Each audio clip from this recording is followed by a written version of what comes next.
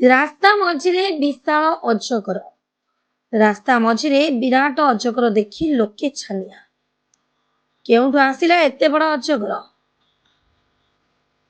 ଅଜଗର ସାପକୁ ଦେଖି ଲୋକେ ଛାନିଆ ହୋଇ ଯିଏ ଯେଉଁଠି ଆଡ଼େ ପାରିଲା ସିଆଡ଼େ ଦୌଡ଼ିବାରେ ଲାଗିଲା। କିନ୍ତୁ ସର୍ପମିତ୍ର ସାପକୁ ଧରି ବେକରେ ଖେଳାଉଛି। ଏଭଳି କିଛି ଘଟଣା ଦେଖିବାକୁ ମିଳିଛି ଅନୁଗୁଳ ଜିଲ୍ଲା ତାଳଚେର ବ୍ଲକ ଅନ୍ତର୍ଗତ ଭରତପୁର ପିଓ ଅଫିସ ନିକଟରେ। ବିଶାଳ ଅଜଗର କେଉଁଠୁ ଆସିଲା ଲୋକେ କାବା। ସାପ ଦେଖିବା ପାଇଁ ଶହ ଶହ ଲୋକଙ୍କ ଭିଡ଼ ଜମିଥିବା ଦେଖିବାକୁ ମିଳୁଛି। Bureau report Angul TV.